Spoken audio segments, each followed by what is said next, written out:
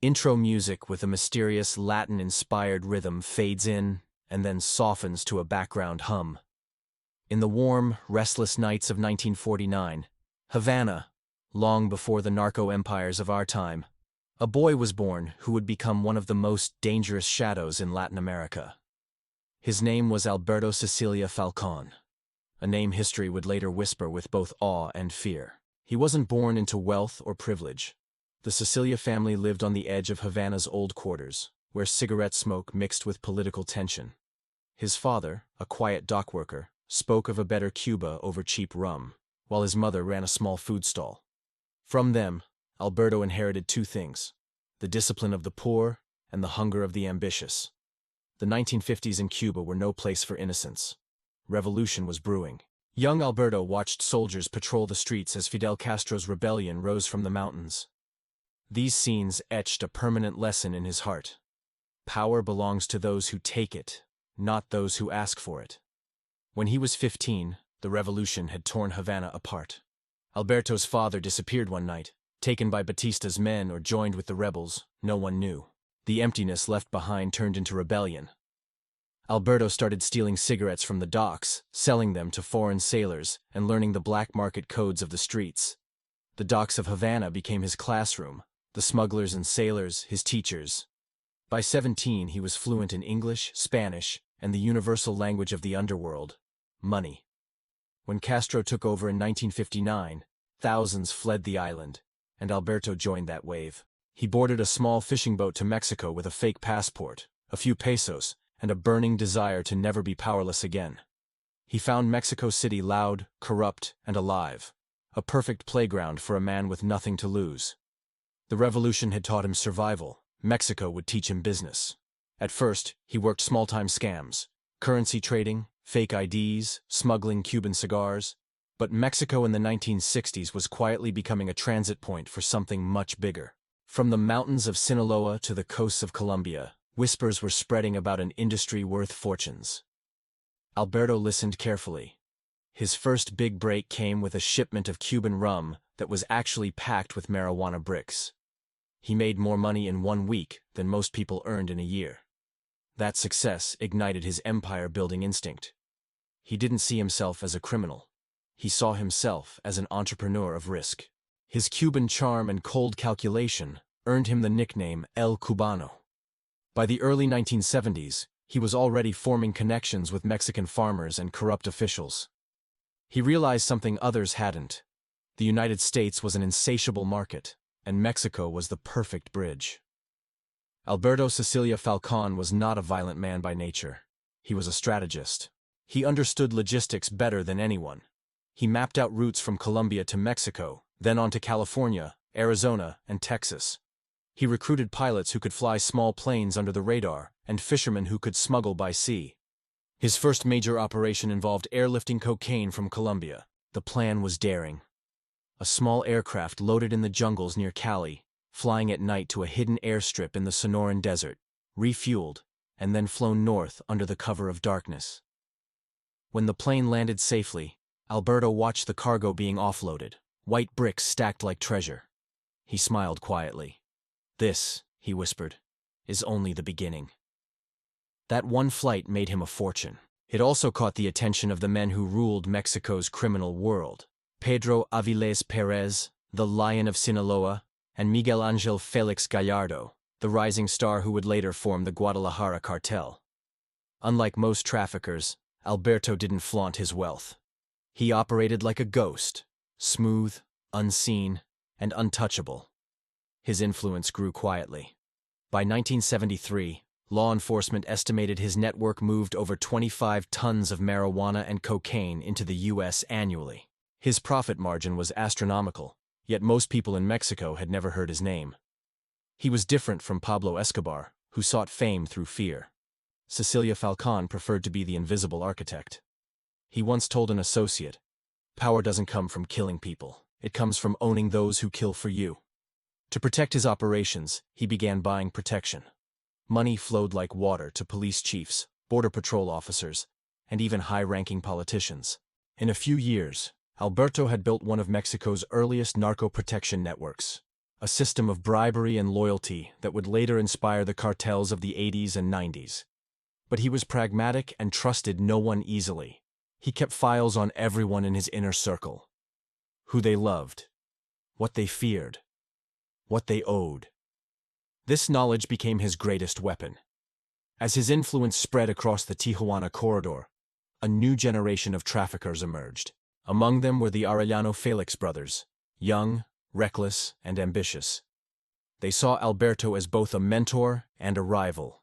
He, in turn, saw them as future partners, until he realized they wanted his throne. Still, he trained them in the art of smuggling and the craft of corruption. He told them, "In this business, you either build the empire or become the road it's built on." By the mid-1970s, Alberto Sicilia Falcón was operating at a level that rivaled the early Medellin networks. He had connections in Colombia, Panama, Costa Rica, and the U.S., with deep roots in Mexican political circles. He owned nightclubs, hotels, and shipping companies, all fronts for his empire. His face rarely appeared in newspapers, yet his money was everywhere. The U.S. Drug Enforcement Administration, the DEA, began to notice the sudden rise in cocaine shipments through Mexico. They didn't yet know who was behind it. In private DEA briefings, his name began to surface, always in whispers. "There's a Cuban running the corridors," agents said. "A man they call El Cubano." But with great power comes great paranoia. As the millions grew, so did the risks. U.S. authorities intensified surveillance, and Mexican officials, once loyal, started leaking information. Inside his mansion outside Mexico City, Alberto would sit alone at night, a glass of rum in hand, staring at his reflection. He had everything: money, control, fear, and respect. Yet his eyes showed the truth. He knew empires built on lies don't last forever. The year was 1975, and the storm that would destroy the empire of El Cubano was already forming. His enemies were closing in. His allies were turning greedy, and the United States had just named him one of the top targets in the international narcotics trade. The hunter was about to become the hunted. In the mid-1970s, a quiet revolution was reshaping the hidden economies of the Americas. While the world watched flashy headlines, a new gateway was opening, a silent corridor connecting the mountains of South America to the sprawling markets of the North. And at the heart of this intricate web stood one man, Alberto Sicilia Falcón, known simply as El Cubano. He wasn't a man of force or fanfare. His power was built on silence, on structure, and on a single profound understanding. Control the flow, and you control the world. After leaving Cuba, Alberto spent years studying Mexico. He didn't just see a country, he saw a system waiting to be built. He saw its ports, its politics, and its vast, untapped potential. Beneath the surface of official commerce, he envisioned a network that could move goods, money, and influence across borders with ghost-like efficiency. To him, trade was trade. Only the products changed. He started small, patiently building relationships with farmers, drivers, and local businessmen. His first ventures were deceptively simple: agricultural shipments that traveled just a little farther than documented. Slowly, meticulously, he expanded, creating one of the first modern logistics networks connecting Colombia, Panama, and Mexico. Where others used intimidation, he used organization. By 1975, Sicilia Falcón's network was a masterpiece of discretion. He established routes, forged partnerships, and developed coded systems to manage his growing enterprise. His secret was discipline. In a world defined by chaos, he believed in precision, managing people like components in a vast, well-oiled machine. He didn't rule through fear. He inspired loyalty through stability, trust, and quiet incentives. Every connection was carefully vetted. Every deal was recorded in a private cipher that only he could understand. He was building an invisible empire, one calculated move at a time. His influence stretched far beyond Mexico, from the lush coasts of Colombia to the arid deserts of the north, and the busy ports of California. His network operated with a rhythm that defied logic. He studied shipping schedules, weather patterns, and customs protocols, turning international trade into a predictable science. His methods were so refined that for years, authorities were completely baffled. Investigators in the United States noticed strange patterns. Shipments that didn't match their manifests. Aircraft that seemed to vanish from radar only to reappear clean. They knew a mastermind was pulling the strings, but his identity remained a mystery. In classified reports, he was just a whisper.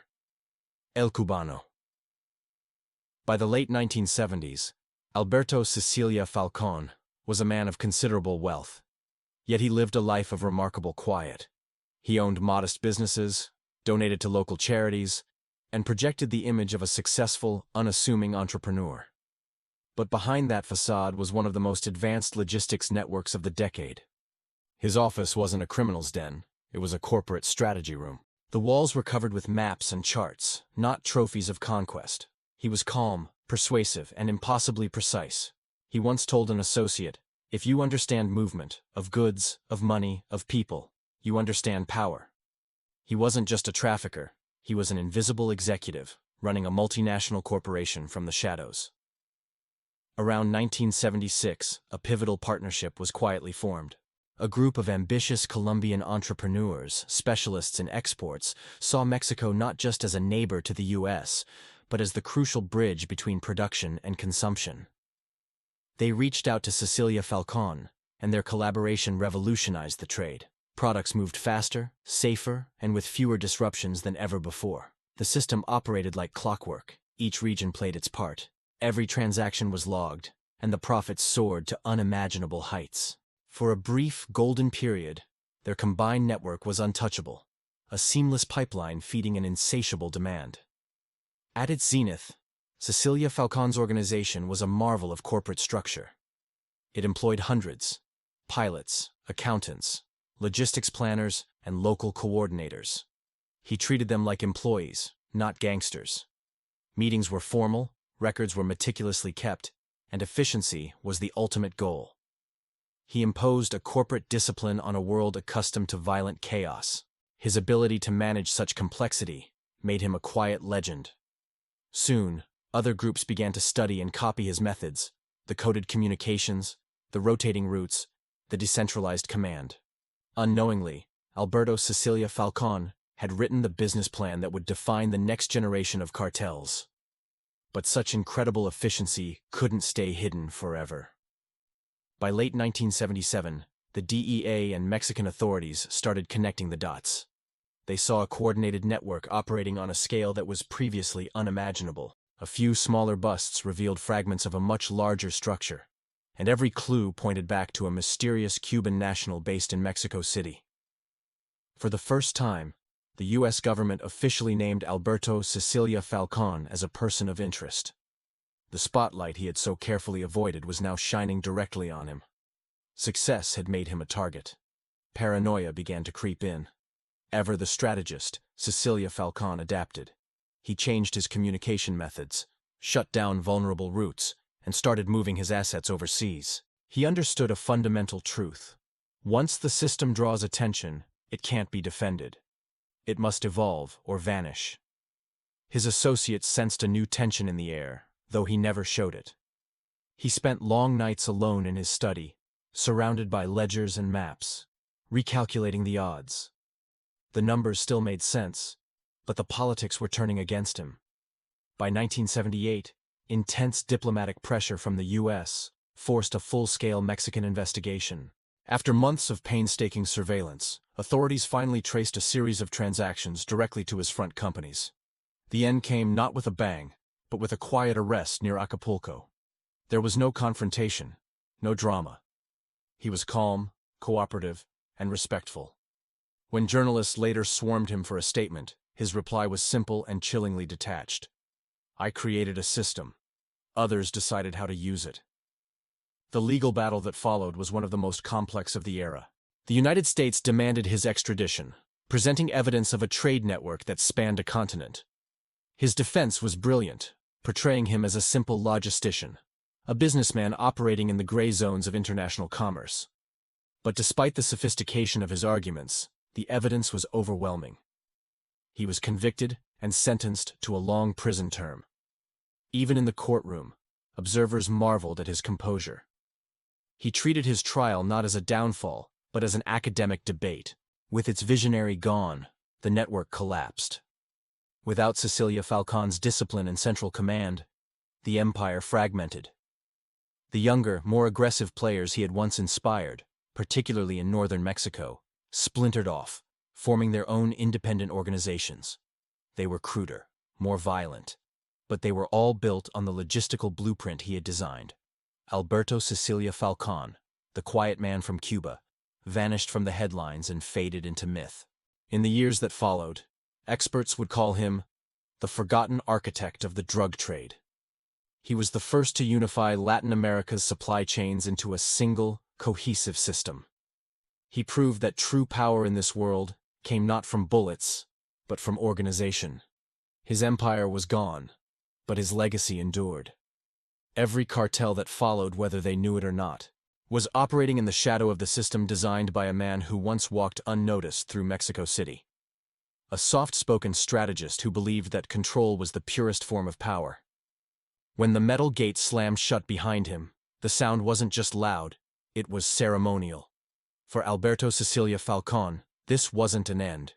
It was a pause, a long, quiet test of his own limits. He was no longer El Cubano, the shadowy kingpin of Mexico's underworld. He was now inmate 4829, confined within walls meant to hold the man who once commanded a vast, invisible economy across Latin America. At first, prison life grated on his disciplined mind. The chaos, the noise, the mind-numbing repetition. It was the opposite of the precise world he had built. But Alberto didn't break. He adapted. He began to organize his new environment just as he had organized his empire. He watched everything. The guards' schedules, the flow of information, the hidden hierarchies among inmates. He started taking notes in tiny coded symbols, mapping the rhythm of the prison. Confinement simply became another system for him to analyze and master. Whispers followed him through the cell blocks. The other prisoners saw he was different, quiet, methodical, and carrying a strange dignity. He rarely spoke, but when he did, his words carried a weight that silenced rooms. A man who can build order from disorder, he would say, never truly loses control. Instead of fighting time, Sicilia Falcón embraced it. He became a voracious reader, devouring books on law, economics, sociology, and philosophy. He studied global trade systems and international treaties. To others, it was ironic. To him, it was preparation. He wasn't planning a physical escape. He was preparing to outlast the system intellectually. The prison library became his sanctuary. The staff grew fond of his calm, respectful presence. One librarian later recalled, "He didn't just read, he analyzed. It was like he was rewriting the world inside his head." He requested books on logistics and shipping regulations, topics most prisoners ignored. The guards allowed it. He was polite, and he never caused trouble. As months turned into years, a new kind of reputation grew around him. Inmates began coming to him for advice, not about crime, but about life. He helped them write letters to family, draft legal appeals, and even sketch out business plans for their release. His small cell transformed into a classroom. Sitting at a metal table, sipping coffee from a tin cup, he would listen as men shared their mistakes and dreams. He never judged. He simply offered calm logic, often telling them, "If you understand your patterns, you can change your outcomes." He became a quiet professor in a concrete university built for punishment. Outside the walls, law enforcement agencies were still studying his methods. Analysts called him the ghost mentor of a new generation of traffickers. While his rivals had used fear and violence, Alberto had used intelligence and structure. His model was sophisticated, and it was adaptable. New networks across Latin America were rising, many built on the blueprints he had left behind. An American intelligence report from 1982 described him as a mastermind whose blueprints became the foundation for modern smuggling infrastructure. Inside, Alberto continued to write. He composed long essays, not about his crimes, but about human behavior, leadership, and the psychology of control. Some of these writings were smuggled out and quietly circulated among those who admired his intellect. In an essay titled "Power Without Violence," he wrote, "True power is invisible. It persuades, it coordinates, it endures. Violence fades with fear, structure endures with logic." It was the philosophy of his entire life. Sicilia Falcón was a paradox. Some saw a criminal genius who had corrupted entire economies. Others saw a brilliant strategist who had exposed the fragility of modern systems. He once told a fellow inmate, "I never wanted chaos. I wanted control." But perhaps control itself was the illusion. He understood that the very precision that made his network so efficient also made it traceable. It was a lesson in humility he carried in silence. By the mid-1980s, time had softened his features, but his mind remained sharp. He started organizing small study groups, teaching other inmates English, accounting, and basic trade skills. The guards joked that his cell was the cleanest office in the prison. It wasn't about redemption, it was a continuation of what he did best: building systems where none existed. His influence continued to seep through the prison walls. His quiet mentorship inspired figures who would go on to reorganize Mexico's underground trade, not with bullets, but with logistics and management. He never sought recognition. He only demanded discipline and efficiency. One of his few visitors later said, "He believed that chaos was humanity's biggest weakness. His mission, even in prison, was to replace chaos with design." Over time, Alberto became a case study. Academics and journalists started referring to him as the prison economist, or the architect. He found the titles amusing. He was simply a man who understood structure and had paid the price for misusing it. Then, a strange rumor surfaced. By the late 1980s, it was said that Sicilia Falcón was consulting for certain law enforcement studies.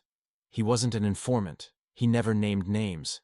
Instead, he offered theoretical insights into how criminal networks function, the mathematics of trust, the psychology of hierarchy.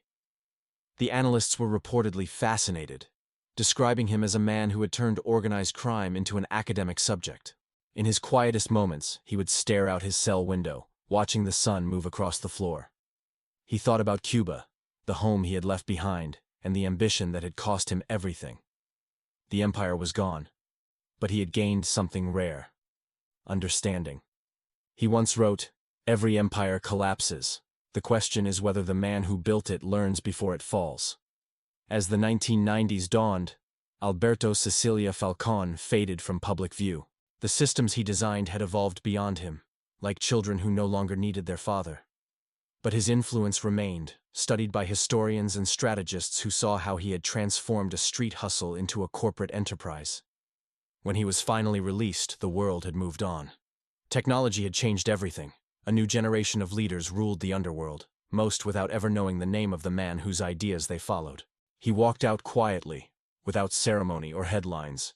He was just a man stepping back into a world that still, unknowingly, carried his fingerprints. Alberto Sicilia Falcón's prison years were not years of decay, but of transformation. He entered as a mastermind and emerged as a philosopher. He lost an empire but gained a perspective few ever achieve: the understanding that power built on intellect endures far longer than power built on fear. He had fallen, yes, but he fell with the quiet grace of a man who knew exactly how high he had once stood. The gates opened with a whisper, almost as if they were hesitant to let him go. After years spent surrounded by concrete walls and the relentless tick-tock of routine, Alberto Sicilia Falcón stepped back into a world that no longer knew his face or his infamous name. It was the early 1990s, and Mexico City had shed its old skin. New skylines pierced the clouds, cars moved with a newfound ferocity, and the streets buzzed with an energy he hadn't felt in years. Everything seemed to move faster, speak louder, and think in shorter bursts. The profound silence he had cultivated within himself for so long felt utterly alien here. He stood there for a long moment, just outside the prison gates, his posture ramrod straight, his eyes steady and scanning the horizon. To any passerby, he was just another man tasting freedom for the first time in a long while. But inside, the ghost of an empire stirred. The mind of El Cubano was still awake, still observing, still calculating. He soon realized that true freedom wasn't about open spaces or the absence of bars. It was about peace, and peace was a luxury he would have to build from the ground up, one quiet day at a time. He found a small, unassuming apartment near Veracruz, with a balcony that overlooked the vast expanse of the ocean. His new routine was simple. Every morning, he would wake before the sun, watch its golden rays break over the Gulf of Mexico, and sip his coffee slowly, as if he were rediscovering the very concept of time. He kept no luxuries, no entourage, and absolutely no reminders of the life he had left behind. To his neighbors, he was simply Señor Alberto, a quiet older gentleman with a soft, lilting accent and a peculiar habit of reading the newspaper from the first page to the very last. They would often see him sitting by the sea, sketching something in a worn-out notebook. Some whispered he was drawing maps of forgotten places. Others believed he was composing poetry. The truth was far simpler and yet more profound. He was redesigning the one thing he had never truly managed to control, himself. But even in peaceful solitude, a mind like his could never be idle. He began to analyze the new arteries of the world. Modern trade routes, now digitized and moving at the speed of light. The intricate systems he once managed with ledgers, codes, and whispers were now orchestrated by computers and satellites. He was captivated. He pored over logistics reports, international commerce statistics, and the early tremors of globalization. He saw in these new, legitimate systems the very same logic he had once pioneered. Only now, it was legal, corporate, and infinitely more advanced. One evening, watching the distant lights of cargo ships fade into the horizon, he whispered to himself, "They've perfected the blueprint I only began." It wasn't a statement of pride, it was recognition. A quiet acknowledgement that his ideas, stripped of their secrecy, had evolved into the very structure of modern global trade. Occasionally, figures from his past would try to claw their way back into his present. Journalists seeking a sensational scoop, former associates looking for a connection, even academics hungry for details. Most of their requests went unanswered. He had learned the hard way that speaking of the past only reopens doors that are better left sealed shut. He preferred the quiet dignity of letters. Thoughtful exchanges with scholars or bright young entrepreneurs who were curious not about crime, but about efficiency, psychology, and organizational structure. He only replied to the intellectual inquiries, ignoring any that probed into his illicit history.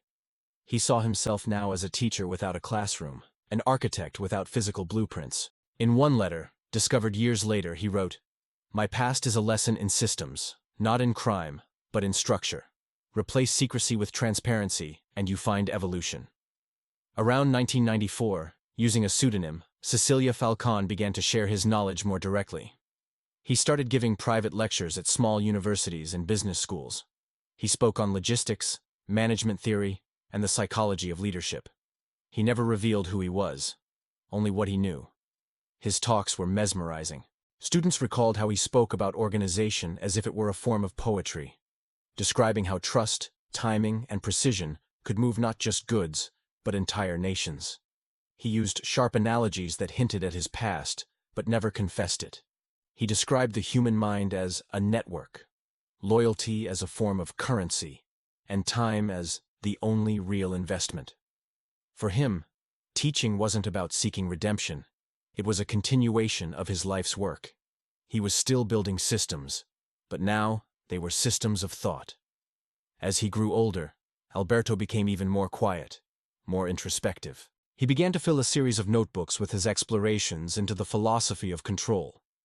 They were dense with intricate diagrams, complex lines, and profound reflections, thoughts that blurred the lines between business, ethics, and the core of human nature. He titled this collection, "The Mathematics of Power."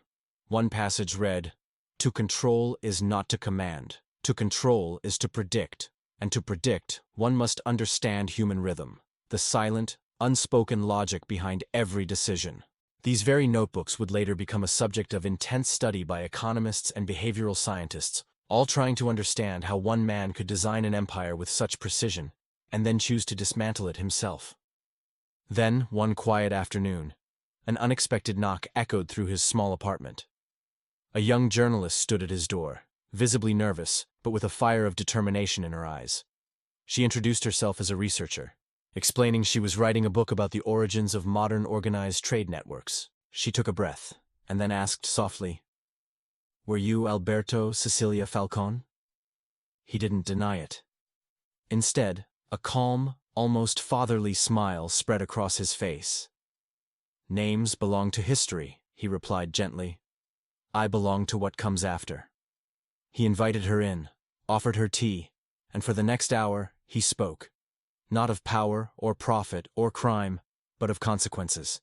He spoke about ambition, about the steep cost of intelligence when it's misused, and about how systems, once built, take on a life of their own, often beyond the control of their creator. When she finally left, she realized she had more wisdom than she did answers. And perhaps, that was his true intention all along. In his later years, Alberto came to a profound realization. Every system, whether it's a business empire or a human life, must have balance, or it will inevitably destroy itself. He used to say, "Nature seeks symmetry, so should men."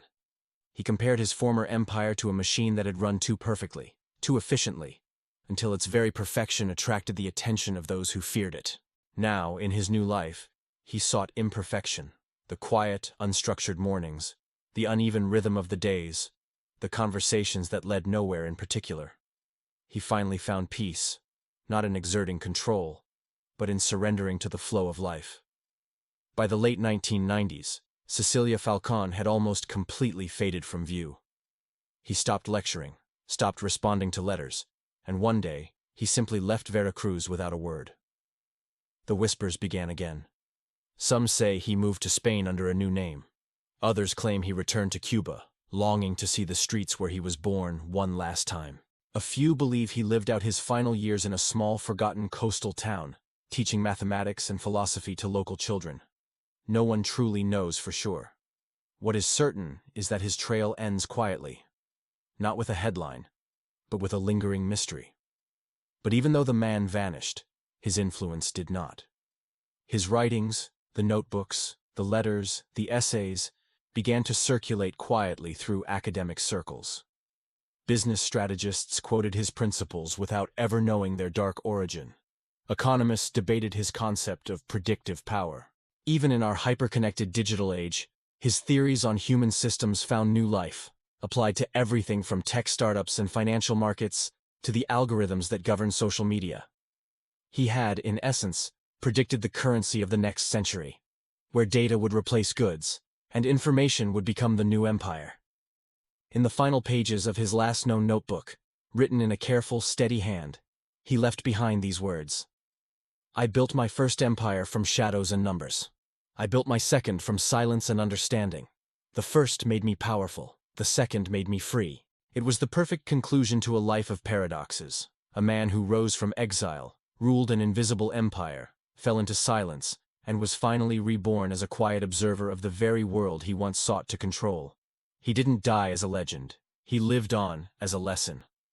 Decades later, when historians trace the evolution of global trade and organized networks, they often find the origins of modern structure, efficiency, and logistical genius pointing back to one man, Alberto Sicilia Falcón, the shadow from Havana.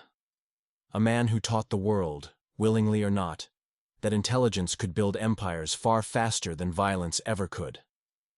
And that true control, in its purest form, wasn't about domination, but about understanding the silent, powerful flow of life itself. History has a strange way of remembering people. The loud ones, the conquerors, the kings who draped themselves in gold. Their stories fill our books. But what about the quiet ones? The thinkers, the planners, the architects of systems so powerful, they become invisible? Their legacies aren't carved in stone. They're woven into the very fabric of our world. This is the story of a man like that. His name was Alberto Sicilia Falcón. By the turn of the millennium, his name was all but forgotten, but the blueprint he designed decades earlier had become the silent, beating heart of economies both legal and illegal. He was no longer just a man, he had become a method. In the early 2000s, researchers digging through dusty archives of 1970s Latin American trade networks stumbled upon a ghost. They noticed a pattern. Every efficient supply chain, every seamless transport route, every coded communication system, it all seemed to echo the ideas of one man. Ideas Alberto had pioneered long before the technology existed to make them easy. His model was deceptively simple, yet utterly revolutionary. 1. Decentralized control. Make every part of the system self-sufficient. 2. Prioritize discipline over domination. 3. Use intelligence, not intimidation. Sound familiar? These same principles would later be polished, rebranded, and celebrated in corporate boardrooms, in logistics textbooks, and even in the philosophies of Silicon Valley startups. A professor at UNAM once said, "He was a criminal by circumstance, but a strategist by design." What the world condemned, corporations eventually adopted. His ideas had outlived him, stripped of their dark origins and hailed as innovation. As his story began to resurface, the myths grew. Some whispered he secretly advised global corporations under a false name. Others believed he'd flipped, becoming a quiet consultant for law enforcement, helping them dismantle the very networks that had sprung from his own mind.